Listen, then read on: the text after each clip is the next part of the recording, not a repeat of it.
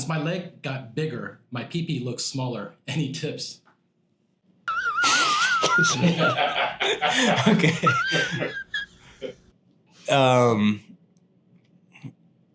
don't even know if he's getting any, so it shouldn't matter. Emotional damage. You know who you are. You know who you are.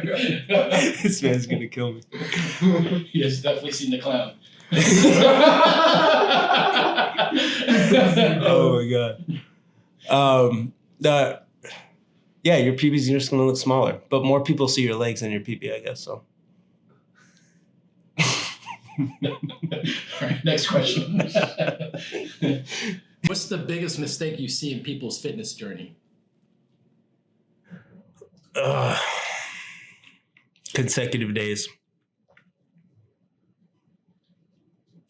Accumulate the most amount of compliant days as possible. If you can only accumulate 3 and then 3 consistent days? Yeah, 3, whatever you perceive in your mind as a perfect day. So don't make perfect so difficult where you can't comply to it. Like your plan should be pretty easy so that you could benefit from the results from being consistent. Consistency is it is the biggest mistake I see in people's fitness journeys. The second thing I would say is intensity. People work out, they don't train. They just work out. But you need to train. You need to give your body a reason to change, whether that's from cardiovascular standpoint or especially in the weight room. You need to push yourself. And the easiest way to do it, there are many ways to do it, but the easiest broad stroke way to do it is to chase metrics. They don't need to be massive PRs, but if let's say you started to do cardio and you do 20 minutes on the stairs, see how many floors you climbed in 20 minutes. And when you do cardio tomorrow, see if you could pass it by 2 floors. And if you do that for long enough, you're going to start to see the progress that you want to see, assuming you're being consistent. And then you do that with your squats and your lunges and your presses and your rows and your core work and your nutrition and your sleep and your blood work. Guess what? Your life's going to look different next year. What about for those people that say, oh, I don't want to accidentally get bigger? Try to accidentally get bigger. Okay. Yeah. Like, you mean like accidentally get too big? Yeah. The common question is, like, I don't want to get too big. I don't want to get too big. Yeah. So construction's very easy. Construction's very difficult. Destruction is very easy. So if you get too big, go on a binger for 2 days. You're gonna look like crap if you're afraid that you got too big. Or if you're like an ectomorph and you just lose a ton of weight, it's very easy to correct getting too big. You're not going to accidentally get too big. It takes a lot of work. Yeah, it takes time. It takes muscle maturity. Yeah. People are saying that they're scared to get too big are generally combing their excuse with like not wanting to start. Yeah. With a problem that's so admirable. Mm-hmm. They're like, oh man, I'm going to get too big. I'm such a genetic specimen that I'm going to get too big. No, it's not going to happen. All right. That's a good question. Next question. 3 top stretches for a runner. I'm not a huge runner, but like speaking kinetically, I'd make sure I would probably change your terminology a bit. I'd work on more mobility than it is, because like flexibility isn't always a great thing. You want to be mobile. Mobile gives you the relationship between flexibility, strength, and stability. Okay, so you don't just want to be like a spaghetti noodle. You want to be sturdy, you want to be strong, and you want to be able to move in all ranges. So if your joints can function in all degrees of motion, pain-free, and your muscles are able to stretch and contract in those ranges, that's what I would say. So the top mobility exercises for runners. Again, I'm no runner, so runners, maybe you can chime in here. The first thing I think of is ankles, feet and ankles. So I'd make sure that your tibialis, which is the muscle in front of your shin, and your calf are strong and loose enough where your ankle flexion and extension is. Calf stretches, shin stretches, all that. Yeah, I mean, again, the word stretches I don't like. I like exercises. Yeah. So I look at joints. So, okay, running lands. So my ankle's gonna take a lot of demand. So is my knee. So the muscles that incorporate those joints, I'm gonna make sure that I'm priming my calf, and I'm priming my hamstrings, I'm priming my quads, and I'm priming my tibialis. So like these are probably the muscle groups that I would look at the most. To give you exercises, I'd go heel walks, possibly running in place. So heel walks for the tibialis, running in place just to prime the calves a little bit, and then some type of hip opener. I love lying on the floor, 2 rotations. I think those are great. So if I chose 3 and I was going to go run a 5K right now, that's probably what I would do. All right. All right. So next question, going back to some dad questions. Will you let your kids have social media? Mm-hmm. Yeah, just at a certain age. Yeah, it's an age thing. It's an age and maturity thing. Obviously, it'll be monitored. My knee-jerk reaction is fuck no, because I think social media can be extremely toxic for a malleable mind. Yeah. Sure. I mean, most adults should be off social media, if we're being honest. Most adults should be off. And I think with social media, I think the focus also needs to be in more of a parental, filtering. They have to be better, especially with like TikTok, it's like everything is out there, anybody can download, and be able to see. So my thing here is, I don't want to let technology pass my children's ability to succeed in this world. So I want them to be functional enough with social media, or with, if we just change the question to like technology, because by the time they're using this, who knows where like AI is going to be and stuff like that. It might not be called social media anymore. Who knows? But we're a decently strict household.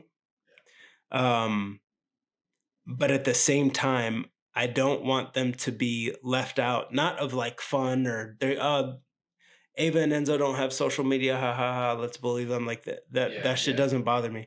And I hopefully want to build strong enough kids where it's not going to bother them either. Obviously, they're going to ask for it. Obviously, some parents are going to give their friends' kids social media before Drea and I will.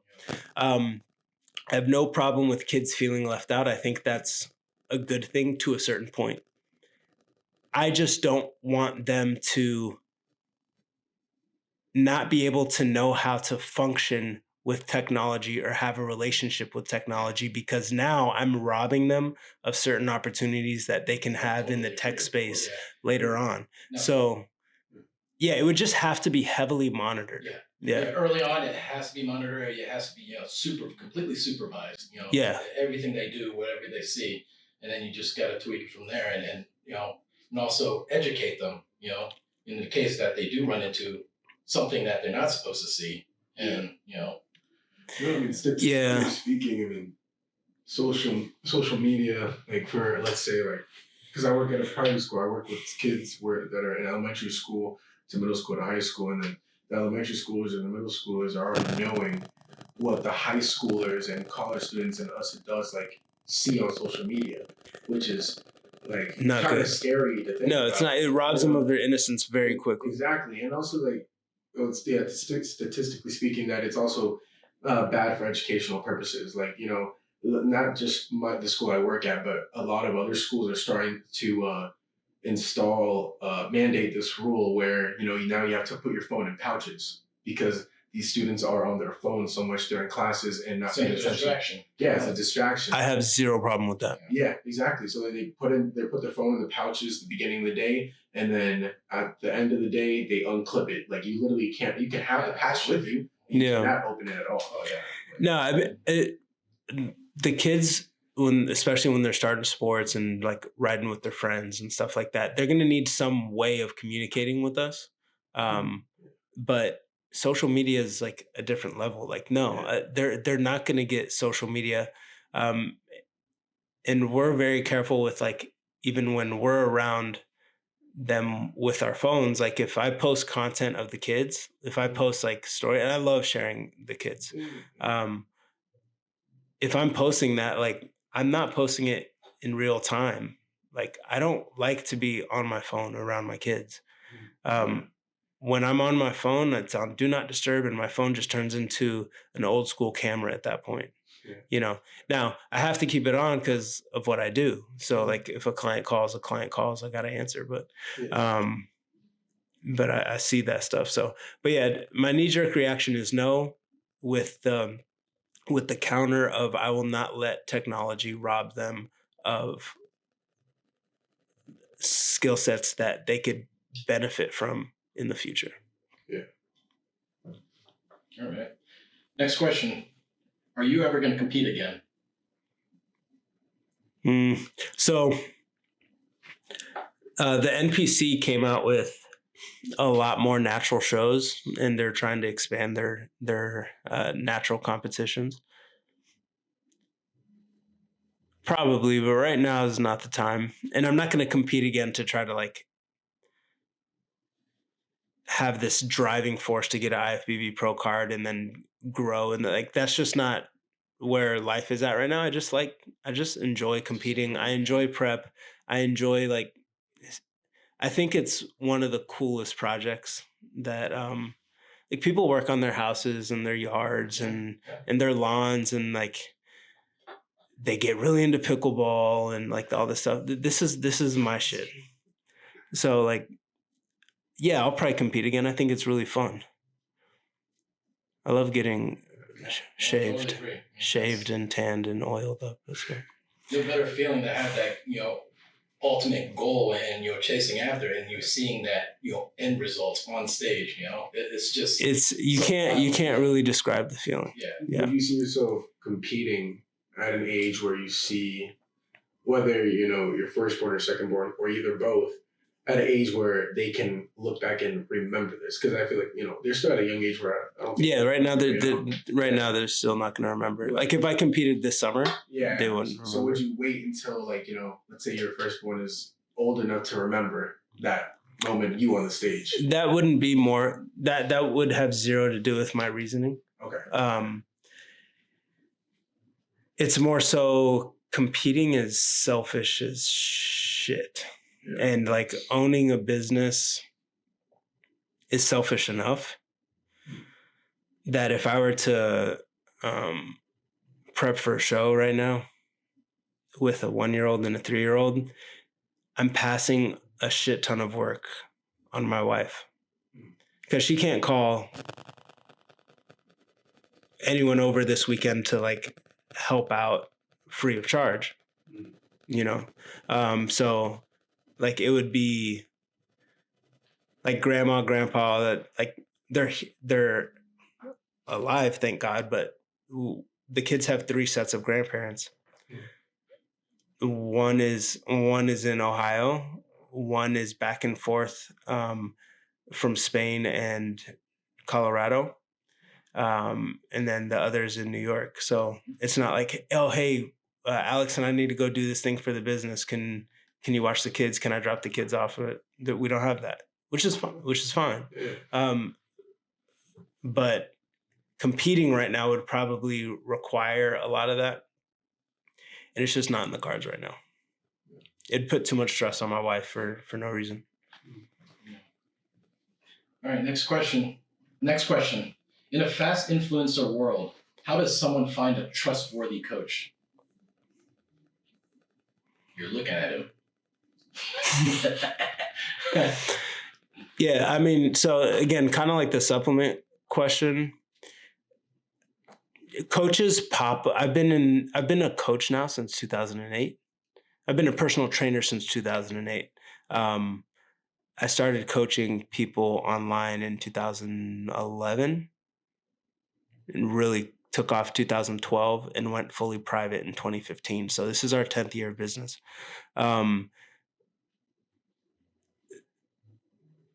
Time will expose who cares and who doesn't, because this game is a very, very referral based game. Clients are going to talk to other clients. Hey, have you trained with this guy? What do you like? What do you dislike about this guy? And not every coach is for not every client, and that's perfectly fine.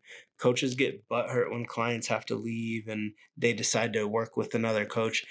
With me, as long as we're following the agreement that we'd agreed on in terms of like whether you're doing 3 months or 6 or 12 or whatever the case,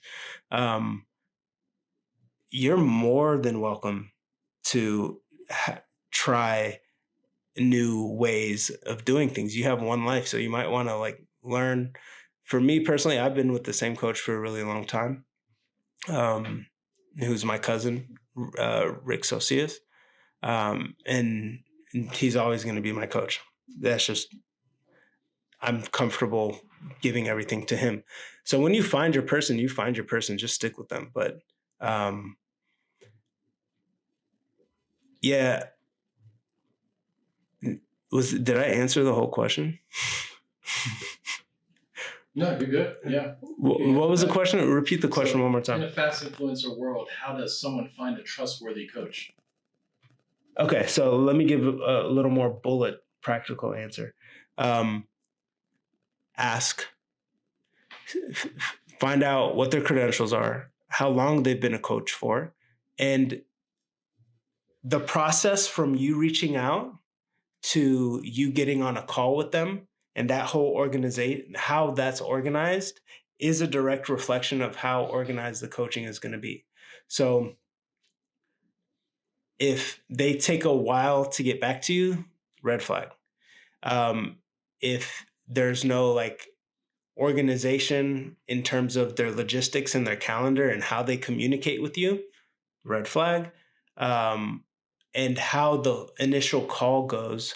One is assuming credentials, whether it be, man, they've gotten so many people in shape for the past 10 years, or they have great education, or ideally a combination of both. You're going to want to see if you guys vibe out well. If the vibe is, especially an initial call, if the vibe is right. To see, if this person, this coach has the best interest for you, right? He would be all ears the first, call. Yeah. Figure out what your goals are, what you're trying to achieve, and everything, and be able to, talk you through on a good program, rather than just being a salesperson. Like, hey, this is my package. This is what you need to do to, get to X, Y, Z. Yeah. If they jump straight to the packages. Mm-hmm. That's a red flag. It could be, unless they're like a world-renowned prep coach with like 1 million people. But for the majority of people, it's going to be a red flag. You're going to want someone who like really has a desire to learn about. Who gives you the attention? Your circumstance, right? And it has the desire to find out what someone's primary goal is. Because most people think they know what they want until you start digging. Mm-hmm. And then it's like, I want to run a 5K or a half marathon. And you go, why? And they're like, because I want to lose 20 pounds. I'm like, all right, so why are you hiring a coach? Just run the marathon to lose 20 pounds. What is primary? That's the word, primary. You could do both, but which one do you have in first place? Do you have running a marathon in first place and winning it? Because that's performance-based. Or do you have losing 20 pounds as primary? We could do both. I just need to figure out which one is primary. You want a coach that digs in like that. Right. All right. Next question. Do you still lick the tip or the shaker bottle? There's a whole lot of pause up in this question. That's of lick the tip of the shaker bottle. Oh shit. I mean, all right. You can curse on here. Pause. Let's redo that. Next question. No, that's No, I gotta answer. I have Put me on to. the spot like that. I have to answer this All right. question. So, do you still lick the tip of the shaker bottle? Of course. How can you not? Okay, so when you shake your protein powder and you open the tip, okay, that tip is dirty. So when you drink it, that tip always dripped on the. I'm not even gonna finish the sentence. That tip is dirty. So I don't want chocolate. I don't want chocolate on my face. I got that Luda song in my head. I wanna lick. You're telling me you don't lick the tip of your shaker bottle? Actually, I do. Yeah. Everybody licks the tip to their shaker bottle. I don't have a shaker bottle. Especially when there's like residue, like protein powder over the rim. It's just like the. Yeah. Okay. All right. Next question. It's either you lick. Here's the consensus. It's either you lick the tip or the tip licks you. Which one do you want? So I'm gonna lick the. I'm gonna have a clean shaker bottle. I'm gonna have a clean drinking experience. Ever so gently or very aggressive? No, just necessary. Just appropriate. I'm gonna have a clean post-workout protein powder experience. Next question. Let's evacuate from What's this your favorite fucking energy question. drink? This one. Yeah. C-bum. Bum energy. All right. Do you lick the tip of the bum? No need to. There's no flap. There's no flap. All right. Next question. Next question. Jesus Christ. Are there posing workshops anymore?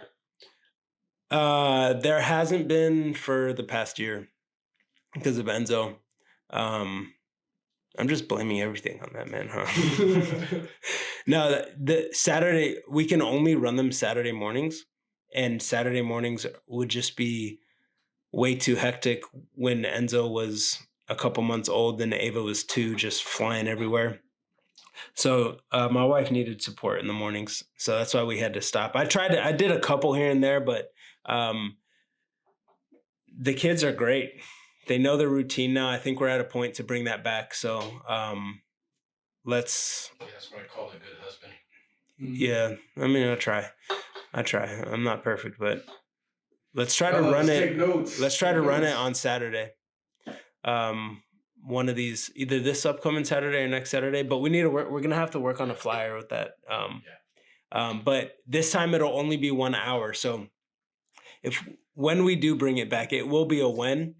We'll have a 7 a.m. slot, and that'll be it.